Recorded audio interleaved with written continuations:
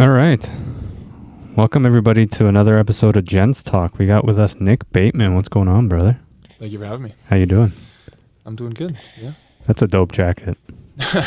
What's the story behind this jacket? It's funny. It was just in LA. I think it's Diesel. They were giving away stuff to influencers and that type of people.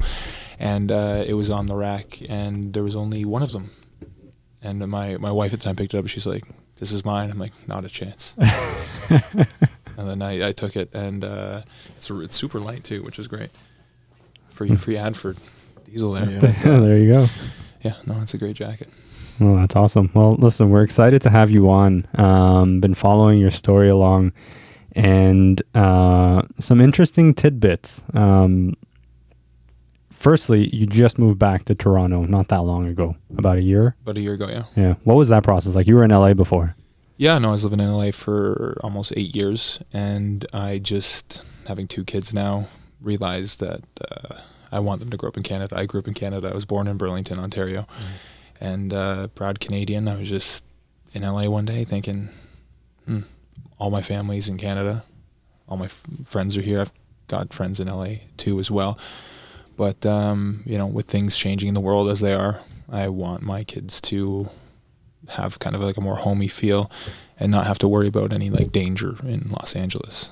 Is the crime rate, and I've been reading up on some of that. It sounds like it's getting worse there. It's unfortunate. Like, I'll always love LA. There's beautiful things about it. And I just, sex trafficking and crime and school shootings, it's sad. There's a lot of beautiful people there, but there's a lot of sad situations that happen that I just don't want to put my family in those possible situations, because that stuff happens at a fraction in Canada. So yeah, no, for sure. Yeah. I read in your bio that firstly, the bio you sent me said you wanted to become a Ninja Turtle because you had an affinity for karate. Yeah, no, I say this in every interview, but yeah, I wanted to be a Ninja Turtle, and then 4 years old, my mom was like, "Okay, I'll put you in karate," and I was horrible. I got kicked out of like every karate school. Because you were bad, or you just were not listening? Both. Okay. I had severe ADHD when I was a kid, and I couldn't focus on anything. They'd be like, "Line up," and I didn't want to line up, so I didn't line up. And they're like, "Bow," and they'd say "oos," I'd say "goose." And finally got sent to the side of the class, kicked out of 1, kicked out of 2, and I don't know why my mom kept bringing me, but she toughed it out and did, and I'm thankful that she did, because it kind of gave me the backbone and discipline and really structure for my life, of who I am today. But that's kind of how I started. Very cool. And you opened up your own school at one point. Yeah, no, I loved it. It's one of the best things I've ever done, because I would mainly teach children, and taking kids who had like no confidence and turning them into leaders was so cool to see. I had one kid, his name is Ethan, came when he was like 3 years old. He wouldn't join the class, and his parents were like, "Oh no, okay, well, it's not for him." I'm like, no, just bring him one more time, and let's see if I can get him in the class. And I was able to like coax him into the class. I made it like super fun. I called it my Little Dragons class. It was 3 to 5 years old.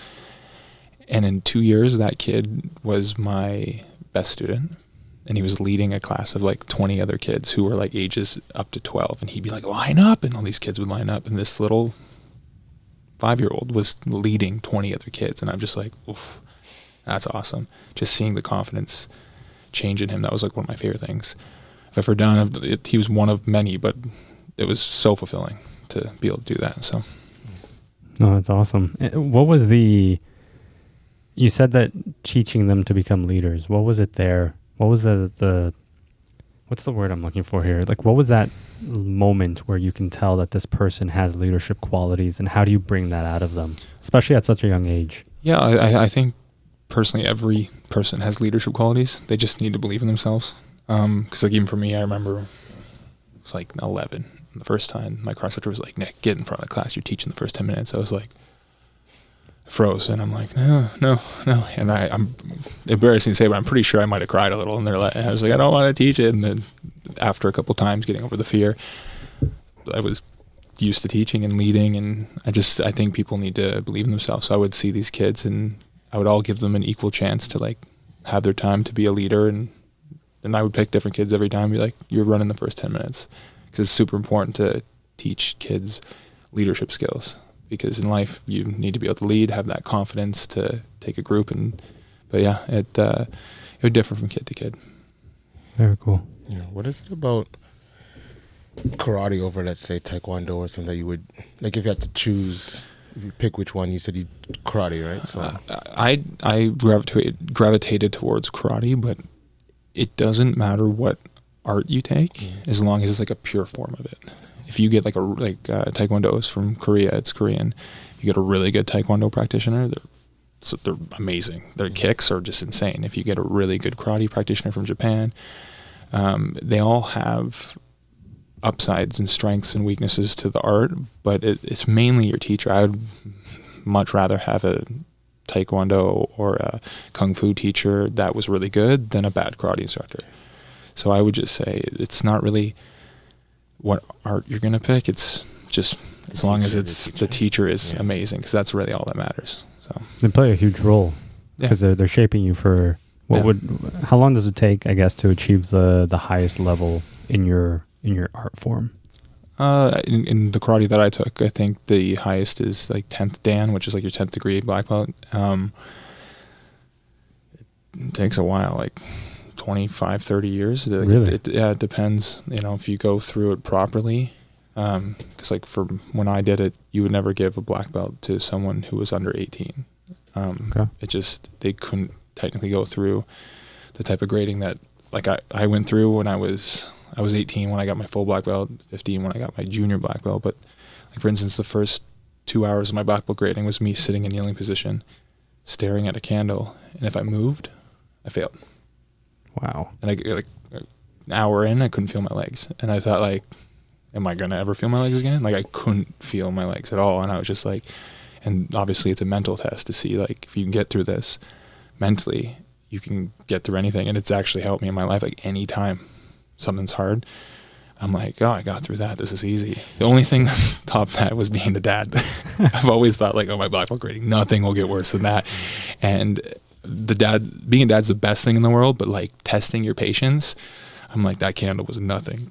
Just, oh my God. But yeah, it's kind of how it went through with my black belt grading. I had to sit through that, and then it's 2 days of just a grueling, like in karate you do katas, you guys may have heard, but in the Japanese style you have to do bunkai, which is the practical application to the movements. So I would do the kata, and then I'd have my karate instructors full out attacking me with a punch, and if I didn't actually block it, I'm getting smoked. So it teaches you in real life that, okay, you need to know what it's like to get hit and someone attack you properly, so you know what it's like to defend it. So that's why I'd say it takes that amount of time, because mentally I don't know if some may be good, but like a 15-year-old, I don't know if they could sit and size off for 2 hours and mentally get through that, and then just have other adults attacking them, doing their bunkai, and them taking that. It's even at 18 it was hard. So it's like a maturity thing, essentially. Yeah, and some people mature faster than others. Like I wasn't the most mature 18-year-old, but like I'm the type of person where like if I'm going to do something, I'm not quitting. I'm going to get it done. And if I'm going to get my ass kicked, then so be it. So you became an entrepreneur. Mm-hmm. You opened up your own spot. Yep. And you ran that. What happened there? It was good. I had it for probably 2 years. And then the recession hit. Was it 2009? I think. The 08 one. 08, yeah. And I had like 100 students, and then I lost 70 of them. And I had to just shut it down. But, one door opens. One door closes, another opens type of thing in life. And at the time, I got an offer to be in a film, just in a stunt role at the time. And I was like, okay, let's try this out. And then that led to an acting role in the film, and then kind of propelled me into, I was doing modeling through the whole time that I was doing the karate school, but I'd never done acting before properly. And then I got an opportunity and took it. So. And then you went to Hollywood? Is that where? Not right away. I was planning on doing a little bit of acting in Toronto, and I was about to do another movie after that one here, then it kind of fell through, and things got a little stagnant. I was like, it's a funny story, but I watched Wolf of Wall Street, and I always try to take the positives out of movies. And I know it's a very negative movie in certain ways, but I watched it, and cinematically, it's a good movie. Yeah, but even like the hustle, even though they were doing it for the wrong reasons, I like really liked the hustle. And I remember going and watching Jordan Belfort's like Straight Line thing on YouTube after, and he was talking about your thermostat, how you've got to change your thermostat if you want to like grow in certain ways. And when I watched it, I was like, oh yeah, because he talks about how much are you okay making a month, and once you hit that, you'll just relax. At the time, I was like, oh, I am doing that. He's like, if you want to make a certain amount, and at the time I was like, okay, I want to think like that. He's like, change your thermostat, and you're gonna change the whole way you think. And I was like, okay, well, next year I want to make this amount. And then first thing I thought was like, can I do that where I am and what I'm doing right now? And the most blatant answer was no. So I just looked at my girlfriend at the time, now my wife, and I was like, we're moving to LA in a month. And she's like, what? I'm like, yeah, I don't care. You're quitting your job. We're getting in our car and we're driving to LA. And that's that. And she's like, okay. And I called my friends, and I'm like, yeah, see ya. I'm going to go to LA. And they're like, sure. And I'm like they knew that I probably would, but they're like, oh, I'll be back in a month. And I'm like, no, I'm not coming back. I'm going there to work, and love you guys, but I'll see you later. And yeah, I didn't know what I was doing. I didn't know how much money I needed. I didn't have a lot of money. I think I had like $10,000 in my bank. Packed up all my shit in my car and just went to LA, and was like, there's no failing. I'm just gonna do it. So. And what is that process like? Like when you get there, you like, unless you have something already lined up, you're showing up, and then what?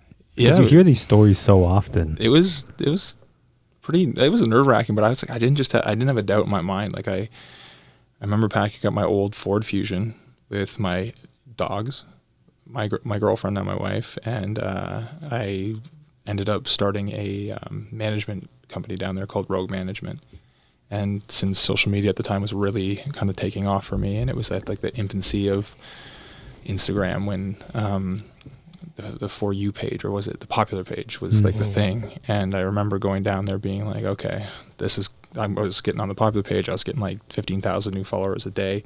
It was ridiculous. I'm like, okay.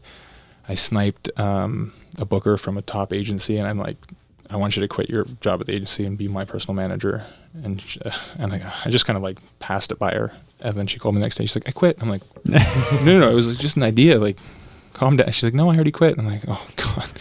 I'm like, all right, moved to LA, let's go. So she moved as well, and I kind of started that, and it did well. I ran that agency for about a year and a bit. We had an office on Melrose. And then I learned that you can't always trust people, and it went south because of a business partner, and I moved on to another thing. But yeah, it was nerve wracking because it just went down there, randomly applied for a small apartment right next to Runyon Canyon. I don't know if you guys have been to LA, but it's like a famous run that you always do as a tourist. You go to Runyon Canyon, and then yeah, I just stayed there and toughed it out and met some great people and kind of grew as an artist and as an actor and all that type of stuff. So, what's the mentality have to be like for people who are thinking of doing that? You just can't. You can't have a plan B. Okay. If you have a plan B, then you're gonna have to do the plan B. Because anything in life, people always say like you got to believe in yourself. I always say you got to know. You just got to know. Like for instance, if you guys wake up tomorrow, do you think you're gonna eat, or do you believe you're gonna eat, or do you know you're gonna eat? You know. You just know. And when you just know things, that's how you get things, because you visualize turns into something, and then if you know you're going to get it, you get it. So I've always thought, like, I know I'm going to get it. I just don't care what it's going to take to get there. Obviously, moral speaking, yes, of course I care what it takes, but as hard work-wise or failure, I just don't care if I have to fail and fail and fail and fail, because it's much scarier to be against someone who never gives up than someone who's actually talented. Because the person who never gives up will eventually win. Hard work beats talent. Yeah, 100%. Yeah. It's a Kobe thing. He talked about that a lot too. Well, he's also talented. So. Well, he sounds very talented. I think I remember hearing him once talk about how he said that he was never the most talented person in the room, but he Mhm. was the hardest working person in the room, Mhm. and that he would his work ethic would always outwin anybody else for that reason. Yeah, same as Jordan, Michael Yeah. Jordan. He did the same kind of thing. But yeah, it's true. You see the people that just don't give up. They'll always they'll get there. But you got to know, and you've got to do the right things, and you'll get there. So yeah, It's crazy. So you're in LA, things are starting to pick up. Mhm. You start to see all of this fame. How do you not let that get to your head? Especially when only a handful of years earlier, you were in the process of closing up your shop because of the recession. to be honest, when I started getting like a bigger following, and like became international and stuff like that, it actually felt more humbling to me. Because when I would have people that I didn't know come up to me and be like, Nick, can I have a picture? And like some people are shaking. I just never think I'm above anyone. But the other thing is I don't think I'm below anyone. So if a homeless person was like, hey, want to talk to me? Of course, I'll stop and talk to the person. But if someone who thought they were like up there talked down to me, I'd be like, you're not above me. Like, everyone's equal. Everyone's got this, same mind if they can use it and apply it and be nice. Like, to me, it's about being nice to people. So I went to India, and when I landed there was like 100 people at the airport waiting for me, just screaming and following me. And I've just like blown away the nicest, sweetest people I've ever met. And just, I would stop and take my time to say hi and take pictures with whoever. Because again, I'm no more special than them. I've just been lucky with where I was born, that my mother believed in me, that I got taught to follow my dreams. And my mind, I utilized it, which every single person that I took a picture with could easily do that. So that's kind of how I think of it. So that's why I don't really let things get to my head, because everyone's got the tools. It's just, can they use them? So you're a firm believer that it's very much like every one of us has the ability to do good things or to do great things. It's just about doing them. 100%. Like how you apply it, where you apply it. Yeah, it's your belief. If you think you're going to do something, like I said, if you know you'll do it, but you've got to like wake up, be positive, not give up. It's all this typical stuff that you hear over and over again from motivational people, but it is true. A lot of people I know who have the potential just don't have the strength in their mind to take a rejection or have negative. Like, if you're constantly negative, it's going to affect you, and you're not gonna, like I said, I truly believe everyone has that potential. It's just, can you convince yourself and train yourself to do the proper things to get to where it is? Because a lot of people believe in something and want a goal, but then you realize what you have to do to get it. A lot of people are like, oh, I don't want to do all that. It's like, no, you've got to actually take action to get to your goal. You can't just be like, oh, I can't wait for this to happen. It's like, well, what are you doing to do it? And if people aren't doing anything, but it's got to be habitual. It has to be like a routine. You can't just, you've got to make it a process where you're just doing it every day. The consistency is with everything in life. That's all I learned. Like karate, I got my butt kicked. I lost. 12 years old, I went to compete internationally, and I lost. I didn't win a world title until I was 17. So I got my butt kicked nonstop for probably like 5 years, which most people would just be like, oh, not for me. I was like, no, I'm going to win it. It'll come. I'm going to be relentless. So I learned right there that if you're like that with anything, if you're just relentless and you learn, the main thing is you got to learn from your mistakes. If you learn, you're relentless and you're consistent, you can do anything.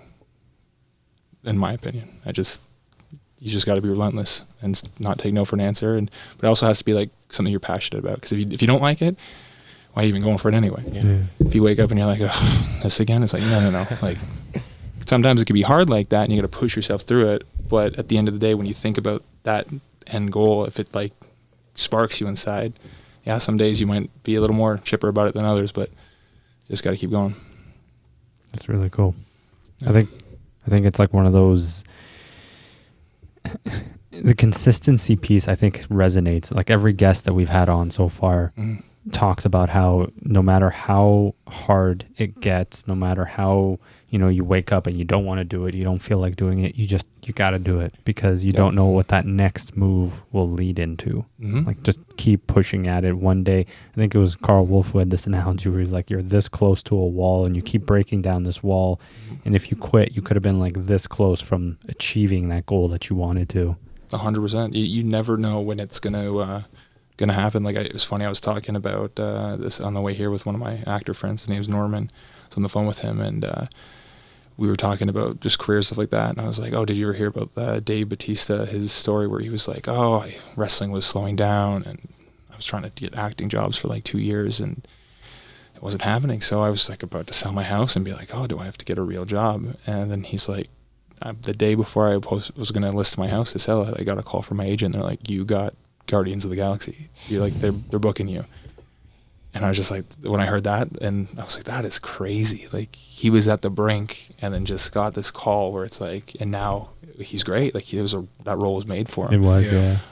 So it's just, that's exactly a defined moment where it's like, don't give up, just keep going. And like, I even heard, I saw on a late night show where John Krasinski from The Office was talking, and he's like, I moved to LA, I hated it, I was waiting tables, and I was like, my mom's like, give it 2 years and you come home. And after 2 years he got nothing, and he was like, I'm gonna go home. And his mom was like, just give it a couple more months and then come home. And he's like, fine. And 3 weeks after that conversation, he said that he got The Office. That's crazy. So it's like these moments that if they gave up just even a couple weeks early, like, we wouldn't have these amazing artists doing great things. So that's why it's weird, but I'm a psycho in the way that, like, when bad things happen to me, I get excited, because bad things are your guide's way of getting you in the right position to get better things. So anything that's like drastically happened to me that's been bad, it's led to something great. Can you give us an example? Yeah, this one's kind of cool. I was buying the house, my first house in LA. I was buying it, and where I was buying it, there was a forest, like a natural fire, like 45 minutes away, driving 45 minutes. And I was like, the mortgage, we're not giving you the mortgage because of the fire. And I'm like, excuse me? I'm like, it's 45 minutes away. You would have to burn through like 3 cities to get to the house I'm buying. Like, you need, like, come on, give me the house. And they're like, no, until the fire stops, you're not getting that house. So at the time, I'd packed up my entire other place. I was living in Hollywood, and it was all in boxes. So it was so stressful because the seller was like, oh, I'm going to pull the house. I'm going to sell it to someone else because they're not giving it to you. I'm like, they're not going to give it to anyone because mortgages will not go through until this fire is done. And this guy was panicking for whatever reason. But long story short, we had to live in our apartment full of boxes and not move into the house, thinking for 2 weeks we weren't going to get this house. Me and my wife were just so stressed out. We're just like, oh my God, this is such a bad situation. And the very last day of the year, like, we spent Christmas in boxes. I go get the house to the deed. 3 weeks later, after we moved to the house, 4 weeks, we find out that she's pregnant. Wow. And I was like, whoa. If we had been moving in, we'd have been too busy to, and my son might not be here today.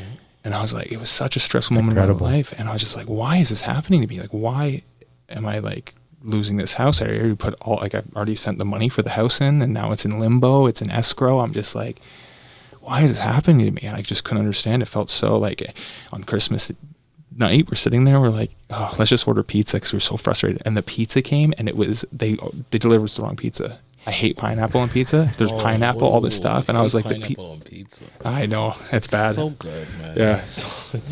That's another debate. It's so good. But no, they delivered the wrong pizza. I was just like, this is the worst Christmas ever. Have you had pineapple on pizza? I've tried it.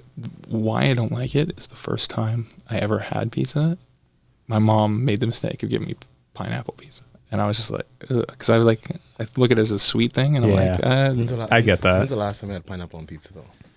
Because your palate is probably advanced now, so that you can get some real. You're right. It might be, but I tried it, and I just don't know. It's not lying. Some people love it. Some people, I love pineapple on pizza. I could probably. You gotta give it another shot. Give it another shot, but yeah. No rush. No rush. It'll be here in 40 or less. Yeah. But yeah, no, that was my son came out of a situation where I was like wondering why things felt so hopeless. And then even like the karate school shutting down, I was like, oh my God, this recession's here. I don't know what to do. I don't have a karate school anymore. And then all of a sudden I just went, and my buddy at the time, I was down. He's like, oh, come to this event that's happening. And when I went to the event, I met a producer who was really nice. And he's like, I like you. You know what? You're a good guy. You do martial arts. Let's put you in a stunt role. And I'm like, cool. And then I was like super thankful and jacked about it. And I'm just then out of nowhere, 2 weeks before he shot the film, he's like, you're still a lead acting role. Are you available? And I'm like, of course, yes. He's like, okay, but you got to audition for it. So I went and did an audition, and 2 hours later, the director calls me and he's like, you got the role. And I was like, blown away. What was that feeling like? It was really cool. Very surreal. It was like a Canadian cult classic film called Hobo with a Shotgun. And still to this day, probably the most fun I've had on set. Nice. It's a grindhouse style film. There's blood, guts, gore. Yeah. Rutger Hauer playing a hobo. I played one of the villains. I was just like, it's one of those rare moments you get to have just tons of fun on a movie. And every line out of my mouth, I was screaming and swearing. And the director, Jason Eisner, is just such a sweetheart. He's from the East Coast. And as you guys know, anyone from the East Coast are the nicest people in the entire world. Halifax, like you'd probably hit their car and they'd be like, oh, sorry. You hit my car. You okay? I'm like, yeah, I'm good. But yeah, so that's kind of how that happened from a bad thing where you think, oh, my karate school's done. I don't know what I have to do for a job now. And then something beautiful came from it. So ever since then, I just oddly get excited that something bad happens. It's leading to something good. It's a crazy way to think, but it's my positive way. I like. It's all meant to happen in a certain way. Yeah. You know, your guides will tell you what to do, and if you listen to them, and but yeah, it's a weird way to think, right? Just something bad happens, you're just like, all right. Oh, it makes sense because it's ups and downs, right? Yeah. Just like when something's good, when you're riding a highway, you know something bad's gonna happen at some point in time, right? But you try not to think about it as much because you don't want that to ruin your high, for example. Yeah. Same thing. So it's good to actually think, okay, well, I'm just down here right now, but something's gonna happen because something always good happens when it's down here. So I've never thought like that, but I like that mentality to think that way because it's true. Because when you're down, it's just it's easy to just think about being down and when you are down, right? So think, oh yeah, okay, something's coming because something good has to come. So no, it's fun. It's a fun way to think because it's just I'll be like, I'll get in the down moment. I'll be like, oh, what's going on? And then I'll be like, oh yeah, all right, something's coming. Like something fun's coming because I've almost booked like amazing roles that I'm like, oh, I want, like roles that I was like, oh, this would have been amazing. And then I was just like, oh, I wonder why I didn't get that. But I just trust in it. Like I trust the process. Like I've come so close to getting certain roles and not happen. And I'm like, okay. As an actor, you deal with a lot of rejection in general. Yeah. And that type of thinking, that type of mentality must help you along the way for sure. Yeah, no, you got to get used to it. 90% of the rooms you go and audition in, they're like, thanks, bye. And you walk out and you're like, oh God, even when you like bomb the audition, but like even some, I'm like, I nailed that one. I think I'd get it. And then I'm like, politics play, it's obviously in everything, but politics play a lot into booking movies and all that type of stuff. So. Can you tell right away as soon as you walk into an audition room whether the odds are stacked against you? Yeah, you usually can because a lot of the times these cast directors already have who they want in mind and they're just doing their job. So they're like, okay, well, let's get a bunch of other people on tape just so we have backup. Just in case this person we offered it to just says no or has a scheduling conflict. So like a lot of the times you could be in there doing the audition and nail it, but at the end of the day, they're like, you really know they already picked who the guy is. Right. Yeah. You're just kind of like the safety net.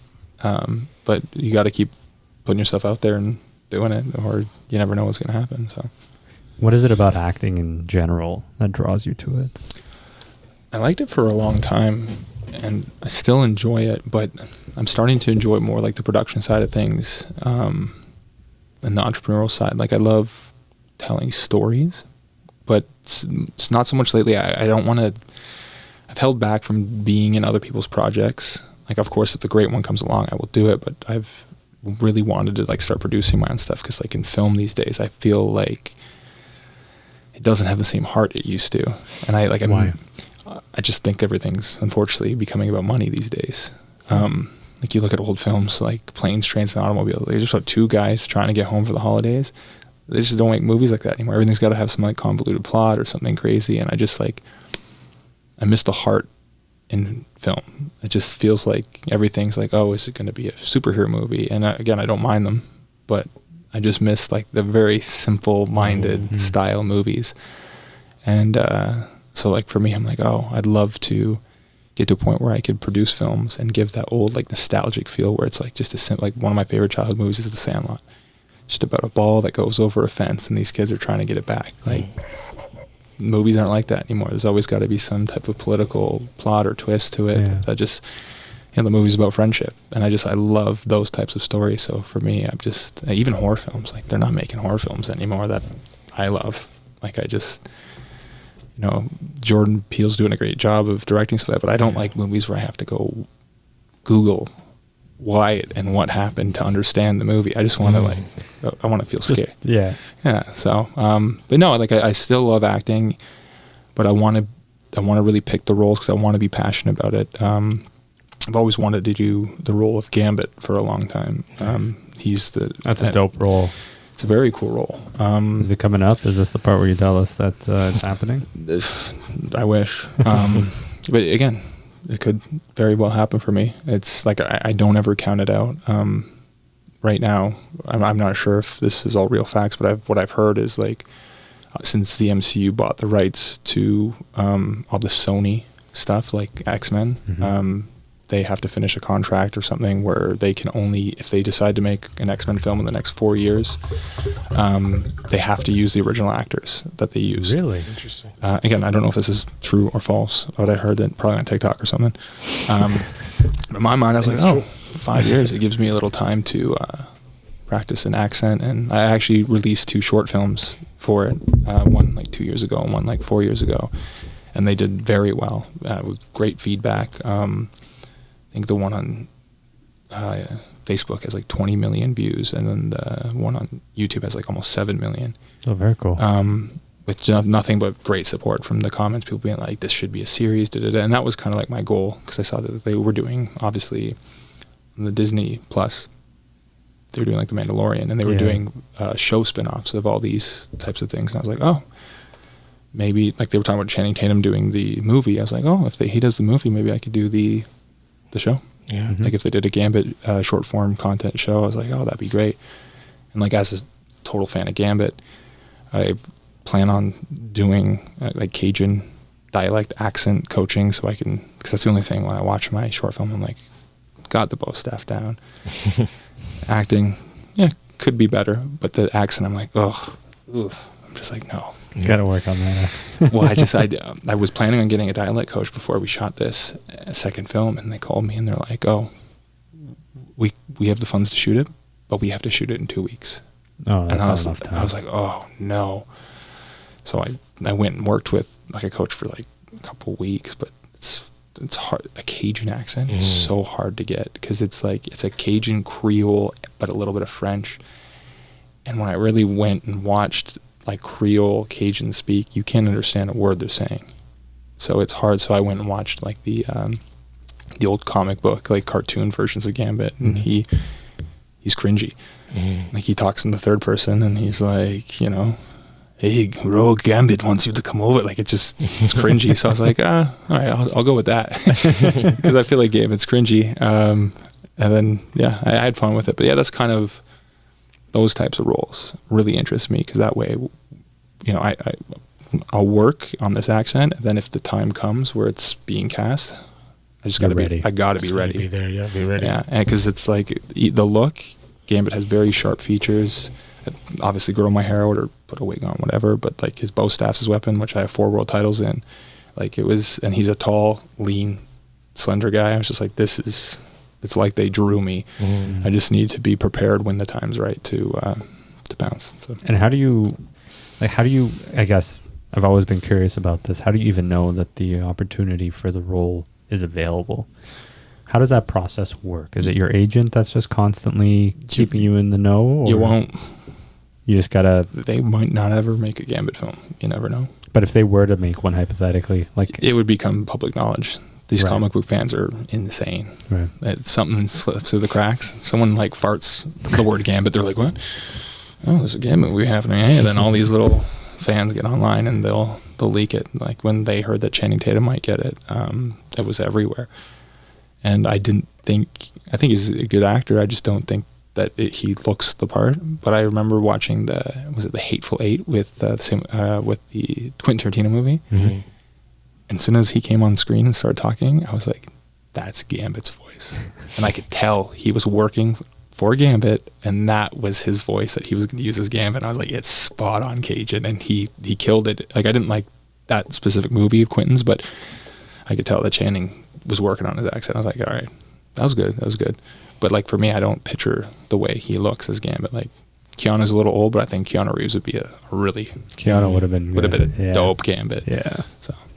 yeah, that's awesome. So, the acting aside for a moment, you're now back in Toronto. Yep. What I want to know is, do you have to, as a Canadian artist, go to the States to make a career? At the time that you went, I think it's easier to say, yes, you had to be in Hollywood, you had to be in LA. But today, do you need to be in LA for your career to grow? You don't need to be, but I would say that probably should go spend a little time there. Just network. Like, it's important to network and get your face in front of certain people. And it's just a weird rhetoric where it's like, oh, you're from Toronto? They're like, yeah. Like, a lot of places like to cast out of LA. It's that weird thing. It's like, oh, you're from LA? Oh, cool. I would say, yeah, it definitely helps. You can definitely make a career in Toronto. I'd say it has been done many times before, but if you want to fast track, it's still a lot of the stuff gets made there. It can get casted anywhere now thanks to Zoom and all that stuff. But yeah, I would still say if an actor is looking to propel their career, I would definitely go to other markets and meet the cast directors and put the work in, and try acting classes there or whatever. Like, if I was younger and I wasn't married and had kids, stuff like that, like, I might go even to like the UK, because I don't know what's in the water there, the acting classes, but those actors are insane. Mm-hmm. You look, they're dominating everything. Like, Tom Holland is British. And the number of times that once they get into an interview and you're like, I didn't even know. You didn't even know. Like, Aaron Johnson, like with the guy who played Kick-Ass. Yeah. I was just like, he's got this like deep British accent. And I was like, what? Like, every time I heard him as Kick-Ass, he had this like really like, teenage innocent voice. And then he's like, yeah, I'm just I'm doing down there doing that. I'm like, whoa, what the heck? Yeah. So, but yeah, all these British actors are just phenomenal. So I was just like, oh, you're gonna go to acting class and maybe go down to the UK. But I would say definitely if you're an actor and you're trying to, it's playing the game. Networking's super invaluable. Like I said, if I didn't go to that one party that night, I would never been in that movie. Mm-hmm. It just, you meet the right people sometimes, and you get chances and opportunities, but you've got to be there and take risks to get those chances. Is there a trick to the networking part? Because it just seems like, I always look at these kinds of things as, if you're the person that's being schmoozed, you know why that person is talking to you. You know they want something. A lot of the times, anytime you go to these places, someone does want something, especially in Los Angeles, so you got to be guarded. I've been lucky that anywhere I've gone, pretty straight shooting guys, so people are like, how you doing?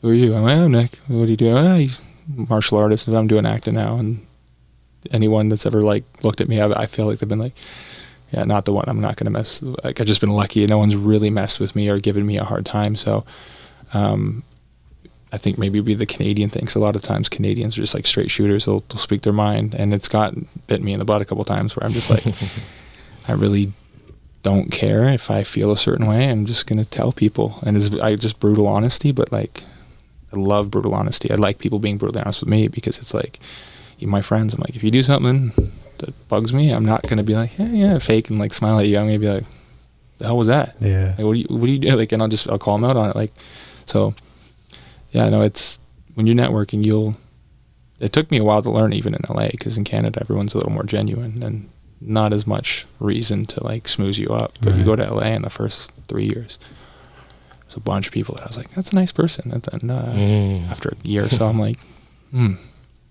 No, like I didn't gotta really watch out for that. Yeah, person. you gotta. The one major thing that I noticed, and again, I never like talking bad about anyone, but I've noticed it consistent with people that you've got to stay away from is if you meet someone and then you get to know them and they have no old friends.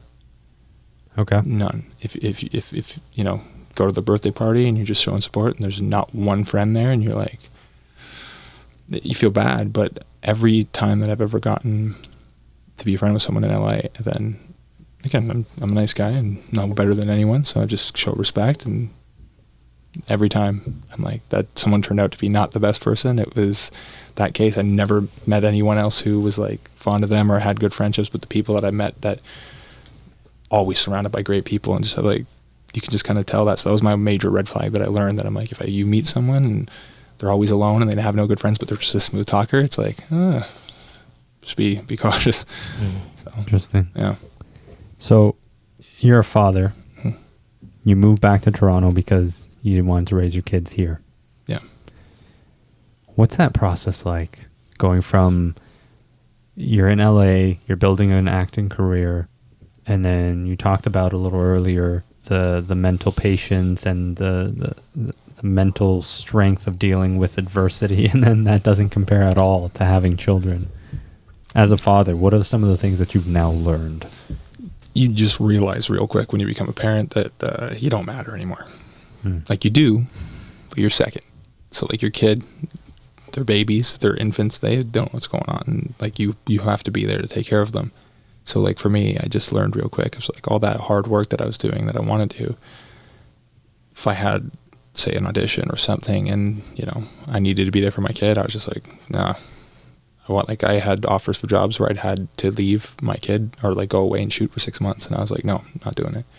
And I was just, I don't know, I'm the type of person where now that I'm a dad, I want to really be there for my kids, be involved. Like the first 5 years of a kid's life is so detrimental. Like it's so important for their growth and their personality and everything. And I just don't want to be one of those dads that isn't around. So I remember being in LA and just thinking, all right, well, if I'm not going to accept anything that's going to tie me up for a while, and all of my family's back in Canada and my friends, and it's safe, I'm just like, yeah, it's the right move. And if the right thing comes along that's worth being away from my children for, then 100% I'll do it. But it's got to be really worth my while, because to take me away from my kids, it's got to be special.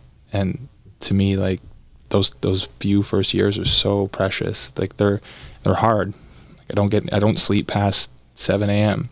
And most people are like, oh, I do that every day. But like, it doesn't matter if I'm on a vacation or me and my wife are on a date and we're in a hotel, 7 a.m. we're both like, what do we do now? Like you've got this like parent Snap clock. up, yeah. And then with 2 kids, it's just, I just never thought I'd clean up this much poo. Like it's just one's eating, another's pooing, eating, pooing. And it's just like a constant thing, and there's juggling. And my wife's like, oh, let's have another one. I'm like, no. We're not being outnumbered. We're not being outnumbered. But no, it's a beautiful thing being a parent. It's hard because having patience with a child who can't speak and is just putting you to your limit. You're just like, breathe, and you just get through it. Like some of the days, me and my wife would wake up, look at each other, and be like, they're not beating us today. They're not. We're gonna win today. We're gonna win. We're not gonna let us like get stressed out. And it just, some days the kids will be kids and they'll act up, and it's hard. But it's I just wanted to make sure that I was around for these beginning years, because once a kid gets 5-6 years old, they get some independence. They can kind of know who they are a little bit and start to do sports and this and you don't really need to be that. You obviously need to be hands on, but not as like hands on as the beginning stages. So yeah, I'm just enjoying being a dad. My one son, Chase, is 4 years old, just turned 4, and Theo is about to turn 9 months old. Wow. Yeah. Oh, Theo's brand new. Brand new. Yeah. He's really cool. He's hilarious. He's the funniest baby. I'm thankful, knock on wood. He's the easiest baby I think I've ever seen. Like Chase was a decent baby, like easy. Theo at 6 months sleeps through the night. Barely cries, like when you wake up a baby, you just feel like,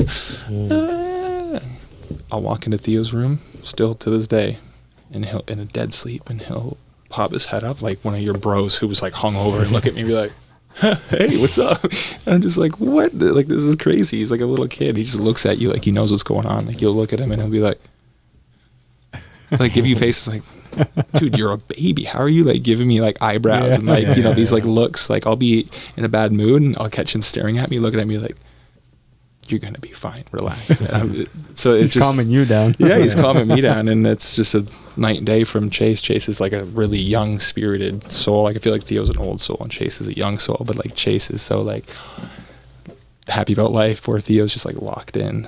He just like looks at you and like he just knows what's going on. So it's funny. But yeah, it's hard being a parent. So I definitely respect parents out there and like single mothers. Like, they're the ultimate heroes. I just can't believe that, like, my mom raised me alone, and anytime I see like a mom anywhere that's like alone with kids, I'm like, they're superheroes, man. Because like, I help my wife, like, we're 50-50 with our kids, but I couldn't imagine if she was alone. Like, it's so hard juggling a kid, and like, as a parent, they'll lose their identity. They have no time for themselves. So these moms will just like all day, kid. And the second the kid goes to sleep, they get to sleep a little, but the second they're awake, it's all about the kid again. So it's like these, like, I never knew like what postpartum depression was. And I always thought like, oh, it's weird because like they have the baby now. Why are they depressed? And I was like, oh, it's depressed because they're losing a part of themselves.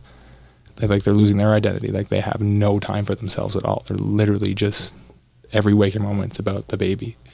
So I was like, wow, it made me have a large perspective for how incredible any single dad or single mom, but it's just, yeah. It's an incredible experience. Because I don't think a lot of men think about that from that perspective. Mm-hmm. I've never personally heard it spoken that way. It's a lot of work. Any parent out there listening knows what I'm talking about. It's not easy being a parent. So and doing it alone, it's just, again, you got to feed them, you got to change them, you got to make sure they're right. Sometimes you'll be like, oh, I forgot to eat today. Holy, but it's all worth it. It's great. Yeah. So. That's awesome. Yeah. Anything else coming up? Anything new? Yeah, like when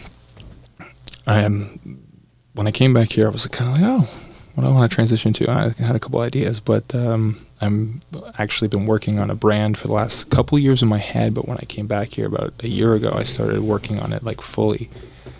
And it's a balm, and I've used it for the last like 5 years, and it's a fragrance, and it's like an all organic balm that I put in my beard and my hair. Balm, BALM. BALM, yeah. You said balm the first one. So did I. I'm like balm. Let's see where this goes. Yeah, BALM. Balm. Okay. Yeah. So everywhere I went on movie sets or whatever, people would be like, "All right, who smells good?" And I'd be like, "Is it me?" And then they'd be like, "Oh, wow, that smells amazing." I'd go to events and I'd talk to people because it's loud. You'd lean in and they'd be like, "Oh, wow, what is that?" All my guy friends were like, "What is that smell, dude? Let me steal it." And now they all use it. And I was just like, it's my secret weapon, but maybe I should turn it into a product and share it with people. So I've spent like 15 prototypes getting like the perfect smell of what I was wearing for a while. And I'm launching it in like 2 weeks. Nice. Oh, very cool. Yeah, so I've been doing all like the campaigns and the ads and all the marketing and getting it ready, but most of all making sure that like the product is amazing. And I'm so excited about it. It's been fun because it's a product that I religiously wear. Like, I wear it every day. I'm wearing it now. You believe in it? Yeah, it changed. Like, it's weird to say, but it's almost like a part of my identity. Like, when I walk in a room, I like smelling good, but smelling natural and not smelling overbearing. Yeah. So anytime I'd walk on a movie set or somewhere, people would always be like, I like that. I like that kind of that power move where you walk in, because the strongest sense anyone has is smell.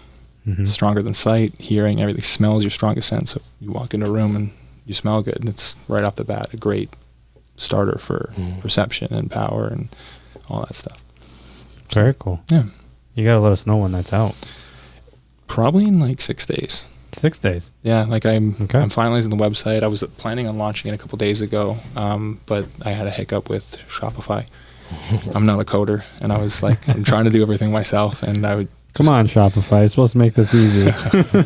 They may, for the most part, they do. But I was just like, there's certain things I'm like, I can't do it, so I have to hire like a coder to help me. So I was like, I just am one of those people. I'm a perfectionist, so I wanted everything to be perfect before I launch it. It's called Spades brand. So very cool. Yeah, that's kind of one thing I'm working on, and then I'm working on other like scripts and production stuff, and investments. Took me a while to be like a type of like I never cared about investments until randomly like a year and a half ago, and I was like, oh, I should probably start being smarter with my money and learning, because I'd like watch my friends who don't have social media like I do and don't have a following and don't do entertainment stuff, and they're making a lot of money, and I'm like, we're just doing this off investments. Yeah. I'm like, okay, I gotta start paying attention here. What the heck's going on? Because there's a lot to learn, and I could definitely missing out. So those are the kind of things that I'm kind of trying to focus on now: entrepreneurship, investments, real estate. All that old people stuff. All that adult stuff. Yeah, all that adulting is hard. Yeah, adulting is hard, but it gives you the means to do what you want. Because once you can get successful in those situations, then I can produce my own movies. Yeah, absolutely. I can have my own budget. I can have a slate. I can go shoot my movies. If I want to be in it, or put other actors in it, it's fun. Amazing. Yeah. So my question is, you said a couple of times that you wanted to produce movies, and then you're talking about earlier about knowing. So do you know you're going to produce a movie, or do you just want? I know. There we go. That's like, you always say want to, but you're going. It's going to happen. One of those things, like no other option. Yeah, no, I'm gonna do it. I just don't know when. Yeah. I've said this before too in other interviews, but one of my idols is Forrest Gump, and I always liked him because he just blindly went into things, but did it with his heart and did it the best, and became like the best ping pong player. Like got the Medal of Honor. Anything he did, he just did with his heart and just with blind, like not giving up. When he ran, and I just like that mentality. I don't like. I don't like labeling people as things. People are like, oh, what do you do? I'm an actor. I'm a model. I'm a producer. It's like... Put you in a box. Anyone. I don't think anyone's anything. I would never call anyone anything. You can change what you do and try to do it, and just, it's all about what makes you happy. Like, to me, whenever, like, it's like 11/11, Make-A-Wish or stuff like that, I always wish for the same thing. It's just to be happy. Yeah. Because I don't care if what's making me happy today doesn't make me happy in 2 weeks, I'm not going to keep doing it. Like, I'm that type of person where if I wake up one day and I'm like, I don't like this anymore, I'll stop. But that's why a lot of people are unhappy, because they don't have the awareness to see if they even like a passion that they might not like anymore. Like most martial artists I know, even my karate instructor, like they still do martial arts. And not saying they shouldn't, but like my time for martial arts ended, and I'm so thankful and appreciative of what it did for me. But would I want to do it again right now? No. That's like another chapter. Why would you want your life to be one story about one thing when it could be every chapter something different and cool? Like this chapter martial artist, this chapter model, this chapter actor, this chapter music producer. I want to try everything. Why stick to one thing? And why? There's so much fun stuff to do in this world, and it's the most accepting time to do it. Yeah. So why not do it? Absolutely. Yeah. Amazing. Sir, thank you so much. Thank you guys. Good chatting with you. Yeah, absolutely. We're excited to watch your journey. Oh, we all have fun journeys ahead. Honestly, like I said, you believe in it, you're going to get it. 100%. I have so many friends that are great, positive thinkers. You just got to surround yourself with positive people, because if you do, it just lifts you up. And the unfortunate thing, some people are really good people, but they're negative, and that can drag you down. So, amazing. Yeah. Well, thank you so much for stopping by. Yeah. I really appreciate it. Yeah. Thank you, everyone, for listening. Yeah. Nick Bateman, everyone. Thank you.